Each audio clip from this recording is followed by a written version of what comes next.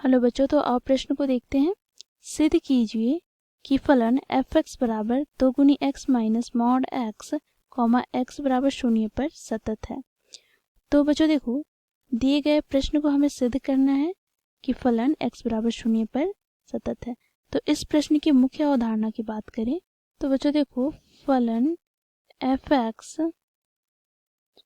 X बराबर ए पर सतत होगा यदि फलन के बाएं पक्ष की सीमा अर्थात LHL बराबर हो जाए दाएं पक्ष की सीमा अर्थात RHL के, साथ ही उस बिंदु पर दिया गया फलन का मान अर्थात f ऑफ a के बराबर हो जाए, अर्थात ये तीनों मान बराबर हो जाए तो हम कहेंगे फलन f x x बराबर a पर सतत है। ठीक है, तो यहाँ पर बच्चों LHL की बात करें तो LHL हम ज्ञात करेंगे। देखो, limit x tend to a minus F of X है। ठीक है, और यहाँ पर RHL क्या हो जाएगा, तो RHL हो जाएगा limit x tend to a plus F of X के। ठीक है, तो दिए गए प्रश्न को सिद्ध करने के लिए हम इस मुख्य अवधारणा का प्रयोग करेंगे। ठीक है, अब बच्चों देखो, यहाँ पर हमें फलन दे रखा है एफ एक्स।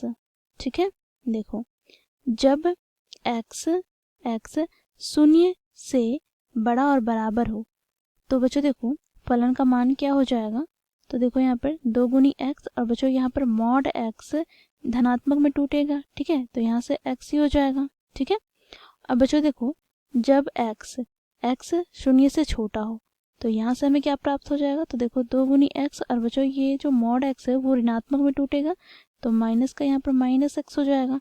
तो यहाँ से बच्चों एफ एक्स की बात करें तो एफ एक्स बराबर हमें क्या प्राप्त हो जाएगा, तो यहाँ से जब x शून्य से बड़ा और बराबर हो तो यहाँ पर इसे हम सरल करते हैं तो देखो 2x माइनस एक्स कितना हो जाएगा, तो ये हो जाएगा बच्चों x के बराबर। ठीक है, और बच्चों देखो, जब x छोटा है शून्य से तो यहाँ से माइनस माइनस क्या हो जाएगा प्लस, और यहाँ पे 2x प्लस x कितना हो जाएगा 3x, तो यहाँ से 3x।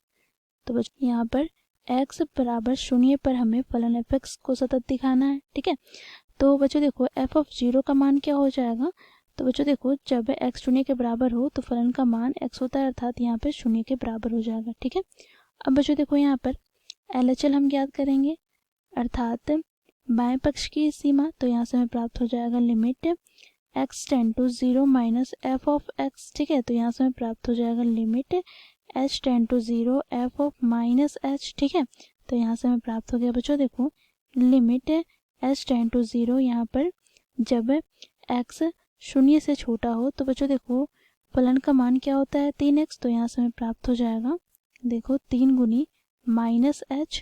ठीक है, तो यहाँ से हमें प्राप्त हो जाएगा लिमिट h टेंड टू 0, यहाँ पर minus 3h।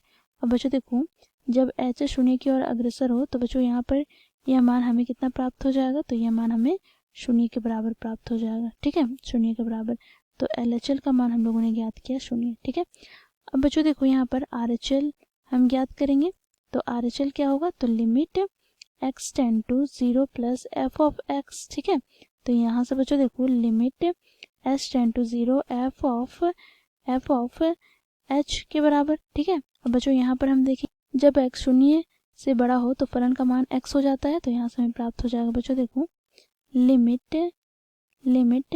h tend to 0 h। तो बच्चों देखो, यहाँ पर जब h शून्य की ओर अग्रसर हो तो बच्चों इसका मान क्या हो जाएगा 0, तो यहाँ से हमें RHL भी 0 प्राप्त हो गया। तो बच्चों देखो, हम लोगों ने LHL ज्ञात किया वो भी 0 के बराबर है, RHL ज्ञात किया वो भी 0 के बराबर है, और एफ ऑफ 0 भी हम लोगों ने ज्ञात किया जो कि 0 के बराबर है। तो यहाँ से हम निष्कर्ष निकालते हैं, दिया गया फलन एफ एक्स x बराबर 0 पर सतत है। तो इस प्रकार बच्चों हम लोग सिद्ध करते हैं। आशा करती हूँ आप लोगों को यह प्रश्न समझ में आया होगा। धन्यवाद।